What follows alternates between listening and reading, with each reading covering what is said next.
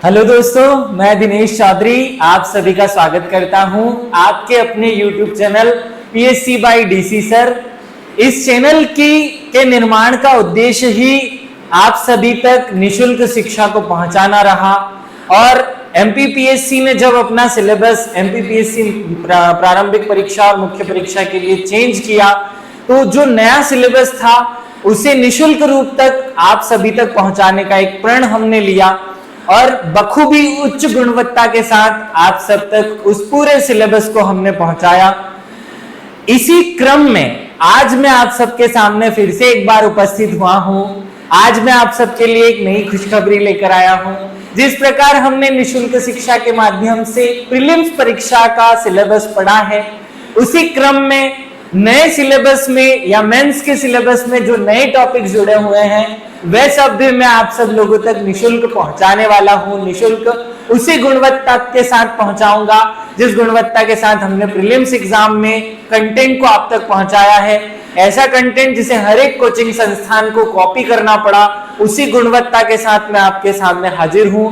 Mains का syllabus लेकर जितना अधिक कंटेंट नया जुड़ा हुआ है, जितना ज्यादा मैं पढ़ा पाऊंगा उतना आप तक पहुंचाने की कोशिश करूंगा। 4-5 दिन इसलिए मैं इंतजार में था कि मैं कुछ ऐसे सिलेक्टेड लोग जो कि PSC पास कर चुके हैं, किसी न किसी पद पर हैं, उनकी एक टीम बनाकर मेंस का सिलेबस आप तक निशुल्क पहुंचाने के लिए काम कर रहा था। लेकिन शायद अभी मानवता अपने उस स्तर पर नहीं पहुंची है कि आप सब तक मैं इतना ज्यादा कंटेंट निशुल्क पहुंचा सकूं। तो मैंने ये सोचा कि जो हम आप तक पहुंचा सकते हैं कम से कम उतना तो पहुंचाते हैं। आज मैं आपसे प्रॉमिस कर रहा हूं एक निश्चित समय सीमा में उच्च गुणवत्ता के साथ पूरी सोशियोलॉजी का जो कंटेंट जुड़ा हुआ है, आंसर राइटिंग की प्रैक्टिस के साथ आप तक निशुल्क पहुंचाऊंगा। ये मेरा वादा है आप सबसे। इस सीरीज को आज से हम शुरू कर रहे हैं। चलिए आपसे भगवान का नाम लेकर सबसे पहले आदिदेव और प्रथम पूज्य भगवान श्री गणेश का नाम लेकर श्री गणेशाय नमः बोलते हुए और मेरे शिक्षक श्री सुरेश पटेल सर को याद करते हुए हम सोशियोलॉजी के सिलेबस पे आ जाते हैं। दोस्तों, सोशियोलॉजी एक ऐसा सब्जेक्ट है जो बाकी आपकी पढ़े जाने वाले सब्जेक्ट जैसे हिस्ट्री, जियोग्राफी, कॉन्स्टिट्यूशन, इकोनॉमी से अलग हटकर है। तो इसके लिए आपको थोड़ी स्पेशल एफर्ट्स लगानी होगी। मुझे पता है कि अधिकांश जो शिक्षक पढ़ाते हैं उन्हें सोशियोलॉजी में बहुत समस्या आने वाली है, वो उस गुणवत्ता के साथ इसे सर्व नहीं कर सकते। इसलिए मैं सिलेक्टेड होने के बाद भी आप तक ये पहुंचाने की कोशिश करूंगा और निशुल्क रूप से हम ये सब आप तक पहुंचाएंगे।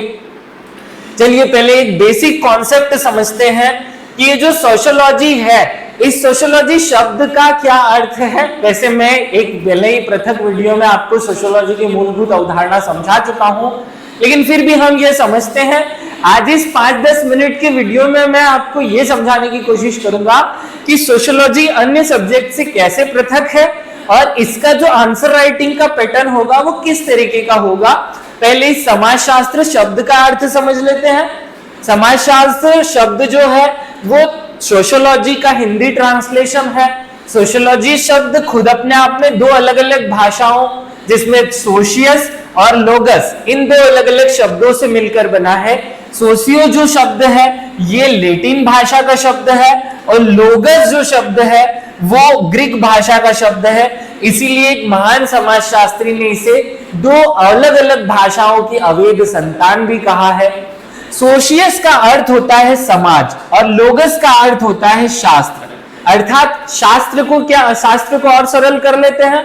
शास्त्र शब्द का अर्थ है ऐसा विज्ञान, ऐसा कोई विज्ञान जिसमें किसी विषय का क्रमबद्ध अध्ययन किया जाता है। विज्ञान की डेफिनेशन होती है क्रमबद्ध अध्ययन के लिए। तो जब समाज का शास्त्र की बात होगी तो समाज का शास्त्र मतलब समाज का क्रमबद्ध अध्ययन करने वाला विषय ही क्या कहलाएगा? समाजशास्त्र कहलाएगा। बहुत सामान्य से शब्द है, बहुत सामान्य सा अर्थ है। समाजशास्त्र अर्थात समाज का शास्त्र, शास्त्र को हम हिंदी में कहते हैं विज्ञान, और समाज अभी आगे हम समझेंगे कि क्या होता है समाज। तो समाज और विज्ञान तो अर्थात समाज का क्रमबद्ध अध्ययन करने वाला विषय समाजशास्त्र कहलाएगा। अगर मैं इन दोनों शब्दों को या विज्ञान को फिर से एक बार और अच्छे से समझने की कोशिश करूं तो इस प्रकार समाजशास्त्र या सोशियोलॉजी का शाब्दिक अर्थ है समाज का विज्ञान, जिसमें समाज क्या होता है। देखो, समाज की अलग अलग अवधारणाएं हैं, अलग अलग लोगों ने इसे अलग अलग तरीके से समझाया है। कुल मिलाकर समाज का एक सामान्य अर्थ कि ऐसा कोई समाज एक ऐसी अवधारणा है जिसमें व्यक्तियों के बीच के सामाजिक संबंधों, उनके रिश्तों का अध्ययन किया जाता है, उनके संबंधों पर फोकस किया जाता है। तो जहां व्यक्ति और व्यक्ति के बीच पाए जाने वाले सामाजिक संबंधों के आधार पर निर्मित व्यवस्था का अध्ययन किया जाता है। थोड़ा सा समझें इसे। समाज क्या है? समाज मानवीय संबंधों की एक व्यवस्था है। समाज क्या है? मानवीय संबंधों की एक व्यवस्था है, जिसमें अलग अलग लोगों के बीच अलग अलग प्रकार के संबंध बना करके उन्हें आपस में जोड़ दिया जाता है। उस व्यवस्था को समाज कहते हैं। हम मानव समाज की बात कर रहे हैं, तो उन संबंधों के व्यवस्थित अध्ययन या क्रमबद्ध अध्ययन करने की शाखा को ही क्या कहा जाता है? उस शाखा को कहा जाता है समाज शास्त्र। इसीलिए आप जब सिलेबस उठाएंगे तो आपको पहला टॉपिक मिलेगा परिवार, संयुक्त परिवार, कुटुंब, वंश, नातेदारी, ऐसे टॉपिक्स आपको देखने को मिलेंगे। और परिवार क्या है? परिवार एक व्यवस्था है जिससे लोगों को आपस में जोड़ दिया गया है। वंश क्या है? जिससे लोगों को आपस में जोड़ा गया है। विवाह क्या है? विवाह भी दो लोगों के मध्य संबंध को निर्मित करने की एक व्यवस्था है। तो ऐसी सारी व्यवस्थाएं जो समाज में व्यवस्था बनाने के लिए बनाई गई या समाज का निर्माण करने के लिए बनाई गई, वो सब समाजशास्त्र की मूलभूत विशेषताएं हो जाती है। अब हम आगे बढ़ते हैं कि समाजशास्त्र दिखने में तो बड़ा आसान हो रहा है सर, आप हमें ये बताइए कि इसकी आंसर राइटिंग कैसे होगी। तो ये पढ़ना कैसे है और आंसर राइटिंग कैसे करनी है, ये हम थोड़ा सा समझ लेते हैं। बहुत ध्यान से सुनिएगा। पढ़ना कैसे है? देखिए, जब हम इतिहास पढ़ते हैं, अलग अलग सब्जेक्ट की अलग अलग विशेषता होती है। अगर हमें इतिहास पढ़ना होता है तो इतिहास हमेशा कहानी के रूप में पढ़ा जाता है। जब हम संविधान पढ़ते हैं तो संविधान में हमें ऐसे शब्द, देखो संविधान की शब्दावली महत्वपूर्ण है। तो संविधान ऐसे शब्दों का जोड़ होता है जिसमें एक शब्द का एक ही अर्थ निकलता हो। संविधान आप सबने पढ़ा होगा, आपको ये क्वेश्चन उठा होगा आपके मन में कि संविधान इतने कठिन शब्दों का प्रयोग करके क्यों बनाया गया है, सरल शब्द क्यों नहीं डाल दिए गए। देखिए, संविधान एक कानूनी व्यवस्था होती है और वहां एक शब्द जो यूज किया जाता है उसके अगर अनेक अर्थ निकलेंगे तो अलग अलग व्यक्ति अलग अलग शब्दों के इंटरप्रिटेशन के माध्यम से कानून को अपने अनुसार तोड़ मरोड़ लेंगे। इसलिए चुन चुनकर उन शब्दों से संविधान को बनाया गया जिससे कि उसका एक ही अर्थ निकले। वही अर्थ जो पिछली पीढ़ी ने निकाला वही आज हम निकालें, इसीलिए ऐसी कठिन शब्दों का प्रयोग किया गया। तो जब आप लोग संविधान पढ़ते हैं तो हमें ऐसे कठिन शब्दों के आधार पर ही आंसर राइटिंग करनी होती है। जब इतिहास में आप लोग आंसर राइटिंग करते हैं तो आपकी कहानी के रूप में आपका जो उत्तर होता है वो एक कहानी के रूप में होना चाहिए। ऐतिहासिक शब्द भले ही नहीं होंगे तो चलेगा, आपके मूल शब्द यूज हो, लेकिन आपके जो शब्दों का प्रेजेंटेशन हो वो पहली लाइन से दूसरी लाइन में, दूसरी लाइन से तीसरी लाइन के रूप में जुड़ाव वाला हो, एक कहानी के रूप में हो, क्योंकि इतिहास स्वयं में अपने आप में एक कहानी है। तो ऐसे हमने इतिहास देखा, ऐसे ही हमने संविधान देखा। जब यही बात इकोनॉमिक्स पे आती है और इकोनॉमिक्स में जब हम कोई आंसर राइटिंग करते हैं तो उसे करंट अफेयर्स से अपडेट करते हुए आंकड़ों के साथ प्रेजेंट करते हैं, तो वही सब्जेक्ट इकोनॉमिक्स बन जाता है। अब हम बात करते हैं समाज शास्त्र की। देखो, समाज शास्त्र की या समाज शास्त्र का मूलभूत जो आधार है वो है संबंध। क्या है? संबंध। तो जब समाज शास्त्र में हमें आंसर राइटिंग करनी होगी तो उसमें भी आपका लेखन इस तरीके का होना चाहिए कि उसमें नैतिकता, उसमें संबंधात्मक व्यवस्था या जुड़ाव की भावना झलकती हो। आपको ऐसे शब्दों का प्रयोग करना पड़ेगा जो कि उस बात को प्रेजेंट करते हुए सामने वाले के समक्ष एक ऐसी व्यवस्था को प्रेजेंट कर ले जो संबंधों की व्यवस्था या नैतिक मूल्यों से जुड़ी हुई व्यवस्था उसे नजर आए। इसीलिए समाजशास्त्र थोड़ा पृथक सब्जेक्ट बन जाता है। जब आप इसे पढ़ेंगे तो अभी तक आपने जो सब्जेक्ट पढ़े होते थे उसमें कोई प्रश्न पढ़ना होता था, उसका आंसर कर लिया जाता था, लेकिन नहीं, समाजशास्त्र या सोशियोलॉजी में आपको क्या पढ़ना होगा? सोशियोलॉजी में आपको पहले शब्द का अर्थ समझना होगा। जो भी अवधारणा दी हुई है, जैसे परिवार है तो अवधारणा का अर्थ समझेंगे, फिर उसकी जो समाज शास्त्रियों की परिभाषाएं हैं, अलग अलग समाज शास्त्रियों ने उसी क्या परिभाषाएं दी हुई हैं, वो आपको 2 या 3 परिभाषाएं याद करनी होगी। उसके बाद जब हम और आगे बढ़ेंगे तो हमें उसके प्रकार, उसका विशेषताएं, उसकी विशेषताएं हमें याद करनी होगी। उसके बाद जब हम और आगे बढ़ेंगे तो आधुनिक समाज में उसमें क्या परिवर्तन आया है, ये 5 प्रमुख पॉइंट हमें उसमें पढ़ने होंगे। अर्थ, परिभाषा, प्रकार, विशेषताएं और उसमें आधुनिक रूप से आए हुए परिवर्तन या समाज के लिए उसकी वर्तमान स्थिति, इसे हम स्थिति भी कह सकते हैं, आधुनिक परिवर्तन भी कह सकते हैं। मूल रूप से ये 5 चीजें आपको पढ़नी पड़ेगी। कहीं कहीं पर आप देखेंगे कि कहीं कहीं हमें महत्व, कहीं कहीं पे हमें अर्थ और परिभाषा के साथ साथ उसके गुण दोष भी शामिल करने होंगे। तो ऐसे तरीके से हमें इस सब्जेक्ट को पढ़ना है। उम्मीद है आप सब लोग समझ गए होंगे कि सोशियोलॉजी में हमें 5 चैप्टर्स, उसका अर्थ, उसकी परिभाषा, किसी भी विषय की, किसी भी विषय का अर्थ, किसी भी विषय की परिभाषा, किसी भी विषय की विशेषताएं, किसी भी विषय की चौथा पॉइंट हम ले उस विषय के बारे में वर्तमान में या आधुनिक रूप से आए हुए परिवर्तन हमें पढ़ने होंगे। और 5वां, या आप इसे मिला करके साथ में शामिल कर सकते हैं, जिसमें हम उसके प्रकार, गुण, दोष पढ़ेंगे।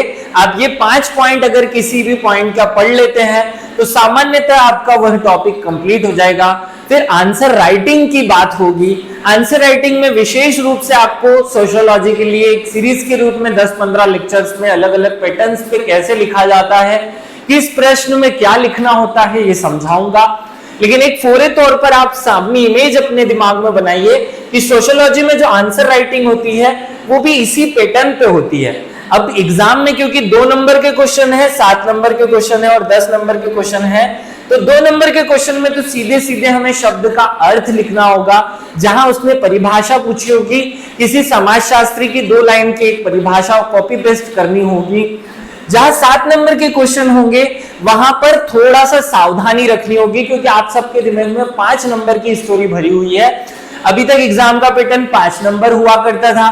5 नंबर का जो पैटर्न था एग्जाम में, उसमें क्या पूछा जाता था, बहुत ध्यान से रुके सुनिएगा। उसमें 8 से 10 लाइनें होती थी और हम केवल और केवल जो भी सब्जेक्ट पे जो भी प्रश्न पूछा था उससे रिलेटेड डाटा वहां पर रख करके आ जाते थे।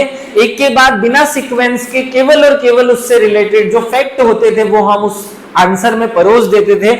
जबकि अब 7 नंबर का जो आंसर होगा उसमें लगभग 23 लाइनें होंगी, 23 से 22 लाइनें हमें लिखनी होगी। यहाँ हर एक स्टूडेंट को सीखना पड़ेगा कि कैसे हमें भूमिका लिखनी होती है, कैसे हमें निष्कर्ष लिखना होता है और उसकी जो मूल विषय वस्तु है उसे कितना इलेबरेट करना होता है, मूल विषय जो उस प्रश्न में पूछा है उसे कैसे लिखना है। तो 3 सेगमेंट अब आंसर राइटिंग के 7 नंबर के क्वेश्चन में होंगे। उसकी शुरुआत जिसे हम भूमिका के नाम से जानते हैं, उसका एंड जिसे हम निष्कर्ष के नाम से जानते हैं और उसकी मूल विषय वस्तु जो कि प्रश्न में पूछी गई है। इन तीनों के कॉम्बिनेशन से हमें आंसर राइटिंग करनी होगी। जब 10 नंबर के बात होगी तो क्योंकि ये 2 पेज में लगभग 40 से 45 लाइन में आंसर लिखा जाना है, यहाँ प्रश्न पूछने का तरीका भी थोड़ा अलग होगा और आंसर देने का तरीका भी हमें बहुत अच्छे से सीखना होगा। केवल कितना भी पढ़ लेने से एग्जाम पास नहीं होती है मेरे साथियों। एग्जाम को पास करने के लिए गुणवत्ता भी उतनी ही जरूरी होती है। आप इस बात को ध्यान रखिए, केवल और केवल क्वालिटी पे फोकस नहीं करना है। आपने देखा 3-4 दिन में मार्केट में 2-3 अलग अलग किताबें सोशियोलॉजी और नए नए सब्जेक्ट के लिए आई, उनमें आपस में कंपटीशन है कि मैं जल्दी बेच लूं, मैं जल्दी बेच लूं। कोई भी इस बात पर ध्यान नहीं दे रहा है कि हमें बच्चों की सहूलियत के हिसाब से, बच्चों के अनुसार कंटेंट को बनाना है। बच्चों के अनुसार कोई किसी को फर्क नहीं पड़ता कि हमें बच्चों के अनुसार चीजें बनानी चाहिए। वो केवल इसलिए कंटेंट को तैयार करते हैं ताकि जल्दी से जल्दी अपना नाम लेकर के बेच सके। आप सब लोगों को इन सब चीजों से थोड़ा सा बचना है। आप लोग सब लोग हड़बड़ाहट में, जल्दीबाजी में कुछ तो भी मत खरीदिए। जो भी आप खरीद रहे हैं उसे बड़ी सावधानी से खरीदना है। जो कोर्स आप परचेस कर रहे हैं वहां जो शिक्षक आपको पढ़ाने वाले हैं उनकी क्रेडिबिलिटी, उनकी योग्यताएं पहले देखनी है।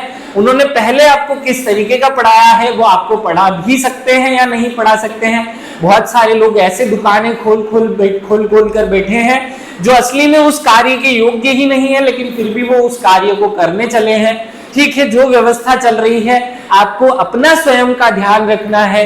हम आज से आपको कंटिन्यू एक लेक्चर्स रोजाना प्रोवाइड कराते हुए सोशियोलॉजी का सिलेबस पढ़ाने वाले हैं। सोशियोलॉजी के इस नए सिलेबस पर आप सभी का स्वागत है।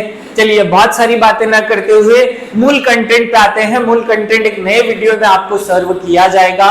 धन्यवाद सभी का विशेष रूप से।